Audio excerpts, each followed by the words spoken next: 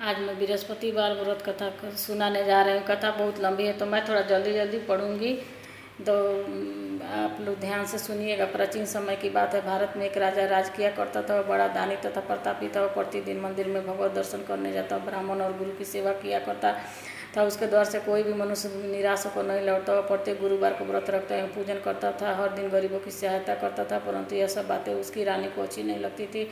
वह न व्रत करती और न किसी को एक भी पैसा दान देती थी। वह राजा से भी ऐसा करने को मना करती थी। एक समय की बात है, राजा शिकार खेलने वन को चले गए, पर रानी और दासी घर पर थी। उस समय गुरु बृहस्पति रूप धारण करके साधु का रूप धारण कर राजा के दरवाजे पर भिक्षा मांगने साधु ने रानी से भिक्षा मांगी, तो वह कहने लगी, हे साधु महाराज, मैं इस दान और पुण्य से तंग आ गई हूँ। इस कार्य के लिए मेरे पति देह ही बहुत है। अब आप ऐसी कृपा करे कि सारा धन नष्ट हो जाए तथा मैं आराम से रह सकूं। साधु रूपी ब्राह्मण ने कहा, हे देवी, तुम बड़ी विचित्र हो। संतान और धन से कोई दुखी नहीं होता, इसको सभी चाहते हैं। पापी भी धन और पुत्र की इच्छा करता है।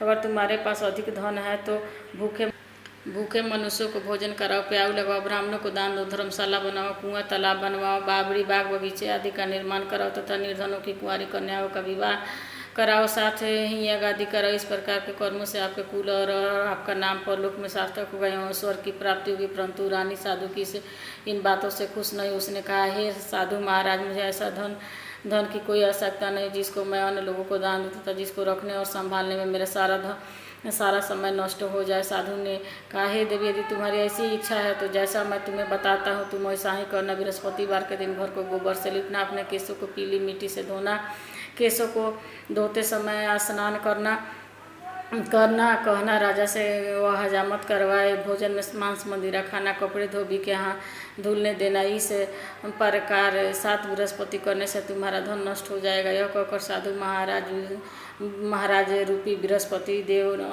अंतर्ध्यान हो गए। रानी ने साधु के कहने के अनुसार 7 बृहस्पति बार तक वैसा ही करने का विचार बनाया और साधु के बताए हुए रास्ते पर कार्य करने लगी। केवल 3 बृहस्पति ही बीते थे कि उसकी समस्त धन संपत्ति नष्ट हो गई। भोजन के भी लाने पड़ गए। लिए दोनों समय परिवार तरसने लगा तथा सांसारिक भोगों से दुखी रहने लगा। तब वह राजा रानी से कहने लगा, हे रानी, तुम यहाँ पर रहो, मैं दूसरे देश को जाता हूँ, क्योंकि यहाँ पर मुझे सभी मनुष्य जानते हैं, इसलिए मैं यहाँ कोई कार्य नहीं कर सकता। अब मैं परदेश जा रहा हूँ, वहाँ कोई काम धंधा करूँगा, शायद हमारे भाग्य बदल जाए। ऐसा कहकर राजा परदेश चला गया। वह जंगल से लकड़ी काट कर लाता और शहर में बेचता। इस तरह जीवन व्यतीत करने लगा। इधर राजा के बिना रानी और दासियां दुखी रहने लगी। किसी दिन भोजन मिलता और किसी दिन जल पीकर ही रह जाती। एक समय रानी और दासियों को 7 दिन तक बिना भोजन के व्यतीत करने पड़े, तो रानी ने अपनी दासी से कहा, हे दासी, यहाँ पास ही के नगर में मेरी बहन रहती है, वह बड़ी धनवान है, तो उसके पास जा और 5 सेर बेझर मांग कर ले आ, जिससे कुछ समय के लिए गुजर हो जाएगा। रानी दासी की बहन के पास गई। रानी की बहन उस समय पूजा कर रही थी। बृहस्पति बार का दिन था। दासी ने रानी की बहन से कहा, हे रानी, मुझे आपकी बहन ने भेजा है, मुझे 5 सेर बेझर दे दो। दासी ने कहा, यह बात अनेक बार कही, परंतु रानी की बहन ने कोई उत्तर नहीं दिया, क्योंकि वह उस समय बृहस्पति भगवान की कथा सुन रही थी। जब दासी को रानी की बहन से कोई उत्तर नहीं मिला तो वह बहुत दुखी हुई। उसे क्रोध भी आया। वह कहने लगी, लौट कर रानी से बोली, हे रानी, आपकी बहन बहुत घमंडी है, वह छोटे लोगों से बात भी नहीं करती। मैंने उससे कहा तो उसने कोई उत्तर नहीं दिया। मैं वापस चली आई। रानी बोली, हे दासी, इसमें उसका कोई दोष नहीं है। जब बुरे वक्त आते हैं तब कोई सहारा नहीं देता। अच्छे बुरे का पहचान तो विपत्ति में ही पता लगता है। जो ईश्वर की इच्छा होगी वही होगा। यह सब हमारे भाग्य का दोष है। उधर रानी की बहन ने सोचा कि मेरी बहन की दासी आई थी, परंतु मैं उससे नहीं बोली, इससे वह बहुत दुखी हुई होगी। और तब कथा सुनो। विष्णु भगवान का पूजन समाप्त कर वह अपनी बहन के घर आई और कहने लगी, हे बहन, मैं बृहस्पतिवार का व्रत कर रही थी, तुम्हारी दासी हमारे घर गई, परंतु जब तक कथा होती है तब तक ना हम लोग उठते हैं और ना बोलते हैं, इसलिए मैं नहीं बोली। कहो दासी क्यों गई थी? रानी रानी बोली, हे बहन, हमारे घर अनाज नहीं था, वैसे तुमसे कोई बात छिपी नहीं है। इस कारण मैंने दासी को तुम्हारे पास 5 सेर बीजा लेने को भेजा था। रानी की बहन बोली, बहन देखो, बृहस्पति भगवान सबकी मनोकामना पूर्ण करते हैं। देखो, शायद तुम्हारे घर में अनाज रखा हुआ। सुनकर दासी घर के अंदर गई तो वहाँ उसे एक घड़ा बेझर का भरा मिला। उसे बड़ी हैरानी हुई क्योंकि उसने एक एक बर्तन देख लिया था। उसने बाहर आकर रानी को बताया। दासी अपनी रानी से कहने लगी, हे रानी देखो, वैसे हमको जब अन्न नहीं मिलता तो हम रोज़ ही व्रत करते हैं। अगर इनसे व्रत की विधि और कथा पूछ ली जाए तो उसे हम भी कर लिया करेंगे। दासी के कहने पर रानी ने अपनी बहन से बृहस्पति व्रत के बारे में पूछा। उसकी बहन ने बताया, हे बहन, बृहस्पति को सूर्योदय से पूर्व उठकर स्नान करके बृहस्पति का व्रत करना चाहिए, लेकिन उस दिन सिर से बाल नहीं धोना चाहिए। बृहस्पति के व्रत में चने की दाल और मुनक्कों से विष्णु भगवान का केले की जड़ में पूजन करना चाहिए तथा दीपक जलाए। उस दिन एक ही समय भोजन करे। भोजन पीले खाद्य पदार्थ का करे तथा कथा सुने। इस प्रकार करने से गुरु भगवान प्रसन्न होते हैं, अन्न पुत्र धन देते हैं, मनोकामना पूर्ण करते हैं। व्रत और पूजन की विधि बताकर रानी की बहन अपने घर लौट गई। या रानी और दासी दोनों ने निश्चय किया कि वे बृहस्पति भगवान का पूजन जरूर करेंगी। 7 दिन बाद जब बृहस्पतिवार आया तो उन्होंने व्रत रखा। खुरसाल में जाकर चना और गुड़ बिन लाई तथा उसकी दाल से केले की जड़ में श्री हरि विष्णु भगवान का पूजन किया। अब भोजन पीला कहाँ से आया? दोनों बड़ी दुखी हुई, परंतु उन्होंने व्रत रखा था, इस कारण बृहस्पति भगवान प्रसन्न थे। एक साधारण व्यक्ति के रूप में वे 2 थालों में सुंदर पीला भोजन लेकर आए और दासी को देकर बोले, हे दासी, यह भोजन तुम्हारे और रानी के लिए है, तुम दोनों करना। दासी भोजन पाकर बड़ी प्रसन्न हुई और रानी से बोली, रानी जी भोजन कर लो। रानी को भोजन आने के बारे में कुछ पता नहीं था, इसलिए वह दासी से बोली, जा तुम ही भोजन कर, क्योंकि तू मेरा हंसी मजाक व्यर्थ में उड़ा रही है। दासी बोली, एक व्यक्ति भोजन दे गया है। दासी कहने लगी, वह भोजन तेरे ही लिए दे गया होगा। रानी बोली, तू ही भोजन कर। दासी ने कहा, वह व्यक्ति हम दोनों के लिए दोनों थालों में भोजन दे गया है, इसलिए आप दोनों ही साथ साथ भोजन करेंगे। फिर दोनों ने गुरु भगवान को नमस्कार कर भोजन प्रारंभ किया।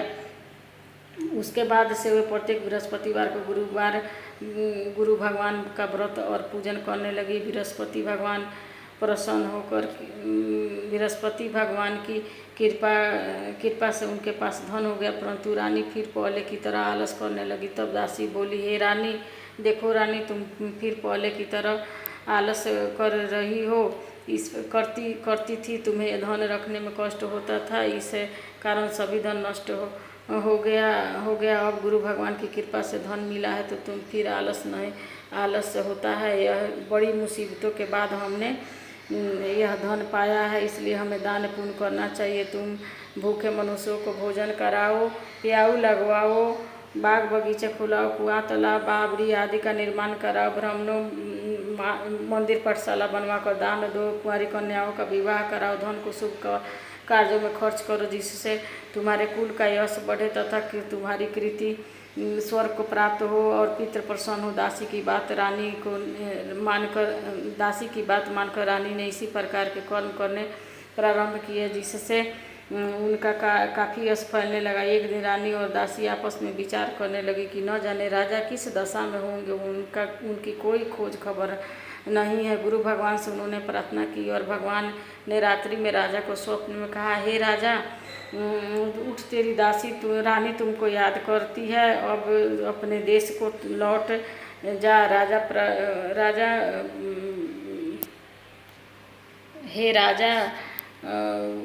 हे राजा उठ, तेरी रानी तुझको याद करती है, अब अपने देश को लौट जा। राजा प्रातः काल उठकर जंगल से लकड़ियाँ काट कर लाने के लिए जंगल की ओर चल पड़ा। जंगल से गुजरते हुए वो सोचने लगा, रानी की गलती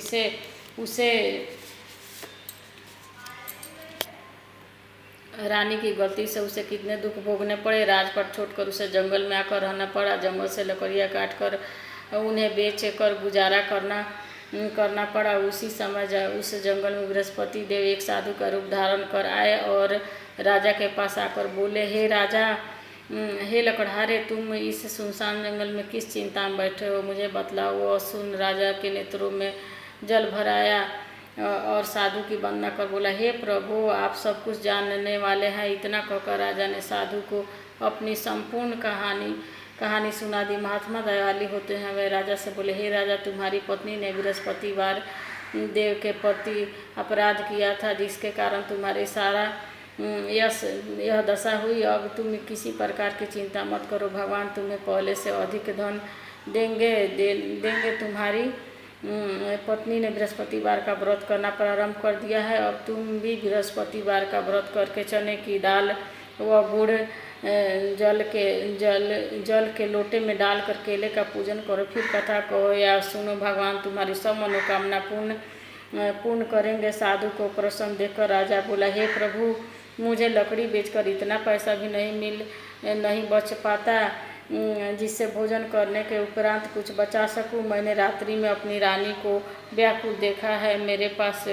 कोई साधन नहीं जिससे मैं समाचार जान सकूं। फिर मैं बृहस्पतिवार देव की क्या कहानी कहूँ, मुझको तो कुछ भी मालूम नहीं है। साधु ने कहा, हे राजा, तुम किसी बात की चिंता मत करो। बृहस्पतिवार के दिन तुम रोजाना की तरह लकड़ियाँ लेकर शहर में जाओ। तुम्हें रोज से दुगुना धन प्राप्त होगा, जिससे तुम भली भांति भोजन कर लोगे तथा बृहस्पति देव की पूजा का सामान भी आ जाएगा। बृहस्पति की कथा इस प्रकार है।